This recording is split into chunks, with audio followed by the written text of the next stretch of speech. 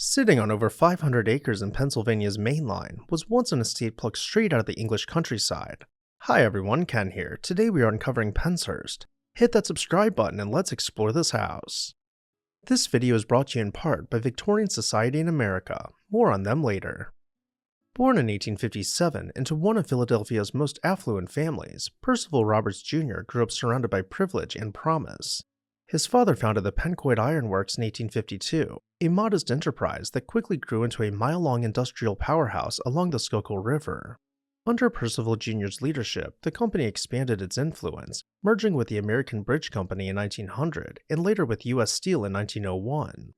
As one of the original 24 board members of U.S. Steel, Roberts cemented his reputation as an authority in steel manufacturing, contributing to some of the most iconic structures of his era, including bridges, buildings, and railways worldwide.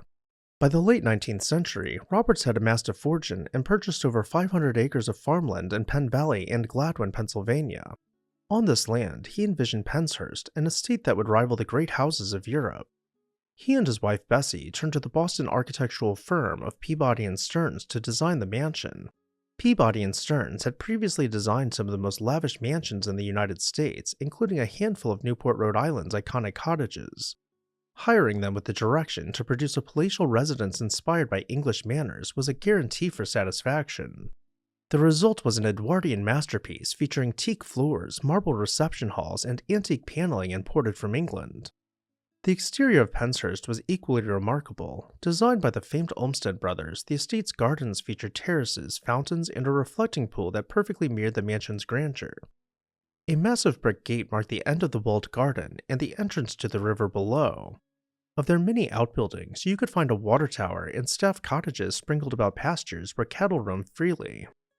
Before we head back around front and begin exploring the mansion, a quick word about the sponsor of today's video, Victorian Society in America. Are you captivated by historic architecture? Want to explore, learn, and dive even deeper into the past?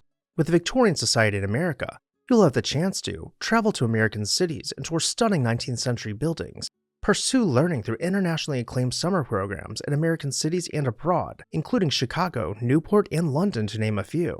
Additionally, members will enjoy a free subscription to 19th Century, the semi-annual publication packed with articles on art, architecture, preservation awards, and book reviews.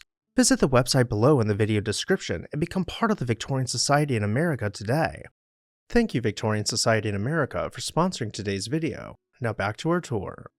As we pull through the forecourt's gate, the details of the house begin to come into focus as we locate the front door tucked away between limestone pilasters.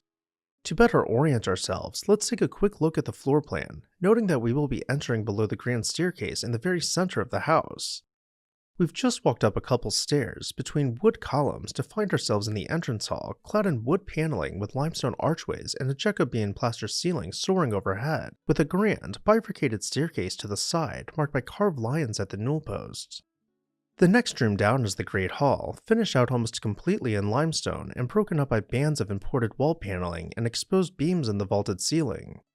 We can zoom in on a few of the details in this room, including the nearly 2-story fireplace, which contains intricate niches carved into its upper mantel. Furthermore, supporting the ceiling beams are corbels carved from limestone, featuring beasts seeming to free themselves from the masonry.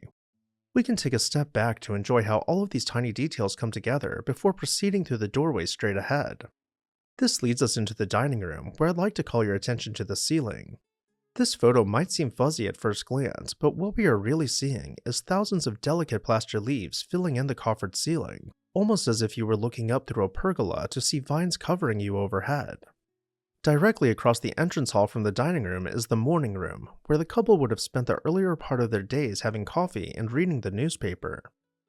Now, had we traveled to the other end of the Great Hall, we would have found the white and gold drawing room glistening with gilded wall panels and decorated with the finest furniture money could buy. After a short jaunt through the hall, we find the library, which is the largest room in the house, complete with plaster tracery and built-in bookcases skirting the room.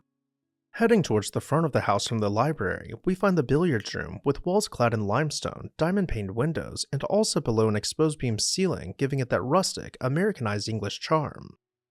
Though Penshurst embodied luxury and prominence, the Roberts family led a surprisingly quiet life. Tragedy struck early when their 2 sons passed away young, likely from scarlet fever or diphtheria. This loss profoundly affected Percival and Bessie, who retreated from the social obligations expected of their station. Instead, they found solace in their meticulously maintained gardens and working farm, a rarity among the so-called gentlemen's farms of the main line.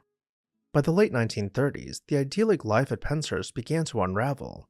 Lower Merion Township proposed building an incinerator near the estate, prompting Roberts to launch a legal battle that went all the way to the Pennsylvania Supreme Court. But he lost, and the defeat, coupled with Bessie's declining health, led the couple to leave their beloved estate.